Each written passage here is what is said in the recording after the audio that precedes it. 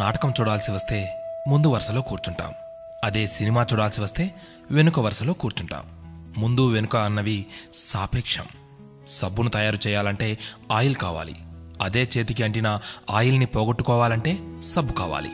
చిత్రంగా ఉంది కదూ, జీవితం కూడా ఇంతే. సమస్య వచ్చి పడింది, జీవితం అయిపోయింది అనుకోకూడదు. దానిని ఓ మలుపుగా భావించాలి.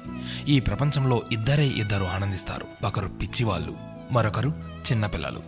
గమ్యాన్ని చేరుకోవాలంటే పిచ్చితనం కావాలి. చేరుకున్న గమ్యాన్ని ఆనందించాలంటే చిన్నపిల్లలైపోవాలి. తాళంతో పాటే తాళం చెవి కూడా తయారు చేయబడుతుంది. ఒకటి లేకుంటే రెండోది తయారు కాబడదు. అలాగే పరిష్కారం లేకుండా సమస్య కూడా రాదు. తోటా కంటే శక్తివంతమైనది మాట. ఒక్క మాటతో సంబంధం తెంచేసుకోవచ్చు. ఒకే మాటతో లేని బంధాన్ని పెంచేసుకోవచ్చు కూడా. మనిషి సమాజంలో సూదిలా బ్రతకాలి కానీ కత్తెరలా కాదు. సూది పని ఎప్పుడు జోడించడం మాత్రమే, కత్తెర పని ఎప్పుడు విడదీయడమే. అందరినీ కలుపుకుంటూ బ్రతకాలే గాని కత్తెరలా విడదీస్తూ కాదు. నిజాన్ని మార్చే శక్తి ఈ ప్రపంచంలో ఎవ్వరికీ లేదు. కానీ ప్రపంచాన్ని మార్చే శక్తి ఒక్క నిజానికి ఉంది. నీవు సంతోషంగా ఉన్నావంటే నీకు సమస్యల్లేవని కాదు, వాటిని ఎదుర్కోగల శక్తి, ధైర్యం నీకున్నాయని అర్థం.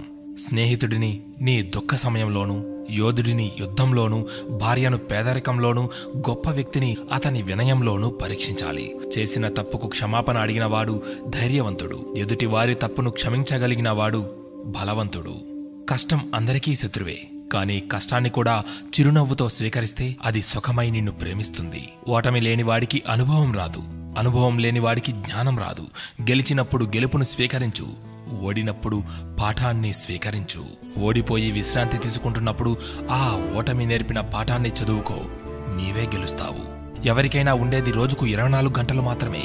గెలిచేవాడు ఆ 24 గంటలు కష్టపడుతుంటాడు. ఓడేవాడు ఆ 24 గంటలు ఎలా కష్టపడాలా అని ఆలోచిస్తుంటాడు. అంతే తేడా. గెలవాలన్న తపన, గెలవగలను అన్న నమ్మకం, నిరంతర సాధన, ఈ మూడే నిన్ను గెలుపుకు దగ్గర చేసే సాధనాలు. నేను గెలవటంలో ఓడిపోవచ్చు, కానీ ప్రయత్నించడంలో గెలుస్తున్నాను. ప్రయత్నిస్తూ గెలుస్తాను, గెలిచి తీరుతాను. స్వయం కృషితో పైకొచ్చిన వారికి ఆత్మవిశ్వాసం ఉంటుంది గాని అహంకారం ఉండదు. ఏమంటారు?